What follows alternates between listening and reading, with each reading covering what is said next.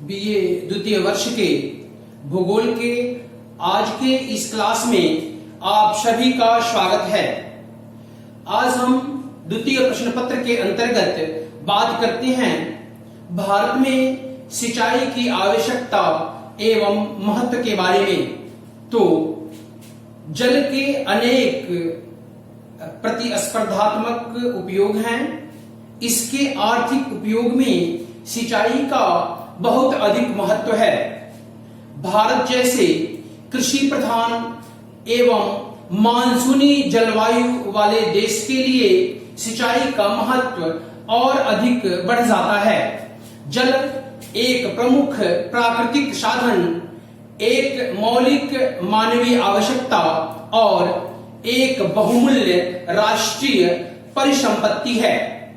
इसका प्रमुख उपयोग सिंचाई में होता है। बढ़ती जनसंख्या के मुख्य आवश्यकता खाद्यान्न के उत्पादन हेतु सिंचाई दिन प्रतिदिन महत्वपूर्ण होती जा रही है, क्योंकि देश की बढ़ती हुई जनसंख्या के अनुरूप अनाज का उत्पादन बढ़ाना अत्यंत जरूरी है। कृषि योग्य भूमि की सीमा निश्चित है, अतः अतिरिक्त अनाज सिंचित कृषि क्षेत्र में ही संभव है। देश में आधुनिक सिंचाई का प्रारंभ सन 1831 से माना जाता है, जब उत्तर प्रदेश में पूर्वी यमुना नहर बनाकर तैयार हुई थी। फसलों की अच्छी उपज के लिए समय समय पर पानी की पर्याप्त उपलब्धता आवश्यक है। सिंचाई के लिए जल वर्षा, नदियों, स्रोतों तथा भूमिगत जल जैसे स्रोतों से प्राप्त होता है। वर्षा का जल सिंचाई के लिए प्राकृतिक और आदर्श रूप है, लेकिन दुर्भाग्यवश हमारे देश में वर्षा के न केवल न होने पर फसलें नष्ट हो जाती हैं। यही वजह है कि वर्षा के अतिरिक्त पानी के अन्य स्रोतों को भी जहां तक संभव हो कृषि के लिए प्रयुक्त करने की कोशिश की जाती है। जल के इस कृत्रिम उपयोग को ही सिंचाई कहा जाता है। भारत की भौगोलिक परिस्थिति तथा वर्षा की मात्रा इस प्रकार की है कि सफलतापूर्वक कृषि कार्य चलाने के लिए सिंचाई के कृत्रिम साधनों को जुटाना आवश्यक है। भारत के प्रत्येक भाग में इसकी उत्पादकता में वृद्धि के लिए भी सिंचाई आवश्यक है। भारत में सिंचाई के महत्व को विभिन्न प्रकार से समझा जा सकता है। इसमें पहला है, वर्षा का वितरण बहुत असमान है। भारत के विशाल क्षेत्रों में पूरे वर्ष वर्षा का अभाव बना रहता है। उदाहरण के लिए उत्तर पश्चिमी भाग एवं दक्षिण का पठार। दूसरा है, वर्षा का काल, उसके अनुसार वितरण भी बड़ा ही असमान है। भारत के अधिकांश क्षेत्रों में शीत और ग्रीष्म ऋतुओं प्रायः शुष्क रहती हैं, अतः शुष्क अवधियों में सुनिश्चित सिंचाई के बिना कृषि संभव नहीं है। तीसरा, वर्षा बहुत अनिश्चित है। केवल वर्षा का आगमन और गमन ही अनिश्चित नहीं है, बल्कि इसकी निरंतरता और गहनता भी अनिश्चित है। इस उतार चढ़ाव से कृषि को सुरक्षा केवल सिंचाई से ही मिल सकती है। चौथा नंबर, वर्षा बहुत अधिक परिवर्तनशील है, अतः पर्याप्त वर्षा वाले क्षेत्रों में भी सिंचाई अनिवार्य है। सिंचाई के बिना भारत में कृषि मानसून के साथ जुआ बनकर रह जाती है। भारत के किसी न किसी क्षेत्र में सूखा पड़ता रहता है। अधिक उपज देने वाली फसलों पर भी आर्द्रता की लगातार आवश्यकता होती है। इसलिए विकसित सिंचाई की सुविधा वाले भागों में हरित क्रांति का सबसे अधिक प्रभाव रहा है। अगला नंबर है चावल, गन्ना, जूट आदि फसलों को अपेक्षाकृत अधिक पानी की आवश्यकता होती है। पानी की यह जरूरत केवल सिंचाई के द्वारा ही पूरी की जा सकती है। अगला नंबर है भारत में वर्धन काल वर्ष पर्यंत रहता है, अतः सिंचाई की सुविधा मिलने पर बहुफसलीय खेती संभव है, अर्थात पूरे वर्ष में एक से अधिक फसलें ली जा सकती हैं।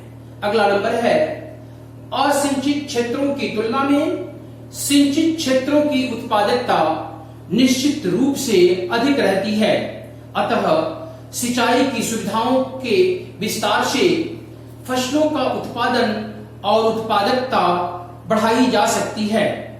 इससे उपज की अस्थिरता भी कम होती है। इसके अलावा मानसूनी वर्षा का शीघ्र समाप्त हो जाना, वर्षा का मूसलाधार रूप में होना, रबी की फसलों के लिए अधिक जल की आवश्यकता, मिट्टी की प्रकृति, सूखा रोकने के लिए पूरक के रूप में सिंचाई की आवश्यकता आदि कारक भी सिंचाई की आवश्यकता एवं महत्व की व्याख्या करते हैं। अब हम बात करते हैं भारत में सिंचित क्षेत्र के वितरण के बारे में। तो भारत की विशालता को देखते हुए यहाँ सिंचित क्षेत्रों का असमान वितरण पाया जाना स्वाभाविक है। सन 1996-97 में कुल क्षेत्र के संदर्भ में मिजोरम में कुल सिंचित क्षेत्र 7000 है, जबकि उत्तर प्रदेश में लगभग 1.2 करोड़ हेक्टेयर क्षेत्र सिंचित है। भारत के कुल सिंचित क्षेत्र में से 1/4 से अधिक लगभग 27.8% उत्तरांचल एवं उत्तर प्रदेश में है।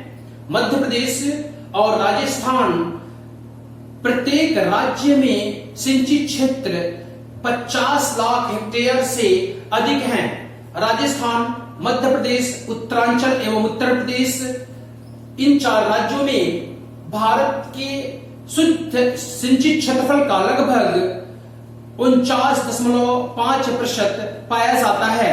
आंध्र प्रदेश, पंजाब, बिहार और गुजरात राज्यों को भी यदि समाहित किया जाए तो उपरोक्त 8 राज्य भारत के 76.53 सिंचित क्षेत्र पर नियंत्रण रखते हैं। इनमें से सिंचित क्षेत्र का अनुपात 40% से अधिक है। अब हम बातें करते हैं सिंचाई के स्रोत की। तो भारत में धरातलीय साधनों की विविधता के कारण विभिन्न साधनों द्वारा सिंचाई की जाती है। यद्यपि भारत के 20% भूभाग में सिंचाई सुविधाएं उपलब्ध हैं, परंतु इसमें भी विभिन्न क्षेत्रों में विविधता पाई जाती है। भारत में सिंचाई के 3 प्रमुख साधन नहरें, कुएं और नलकूप तथा समय के अनुसार प्रत्येक साधन का सापेक्षिक महत्व बदलता रहा है। सामान्यतः उत्तरी भारत में विशेषकर नहरों और कुओं से तथा दक्षिणी भारत के प्रायद्वीपीय भागों में तालाबों द्वारा सिंचाई की जाती है। भारत में सन 1951 में कुल सिंचाई क्षमता 226 लाख हेक्टेयर थी, जो 2000 तक 942 लाख हेक्टेयर हो गई। भारत में सिंचाई के लिए भूमिगत एवं धरातलीय दोनों प्रकार के जल का प्रयोग संयुक्त रूप से किया जा रहा है। नलकूपों द्वारा सिंचित क्षेत्र 29.2% है, कुआं द्वारा 31.4%, तालाबों द्वारा 6.5% तथा नलकूपों द्वारा 31.6% एवं अन्य साधनों द्वारा भारत का 6.3% क्षेत्र सिंचाई किया जाता है। तो आज के लिए इस वीडियो में इतना ही। धन्यवाद।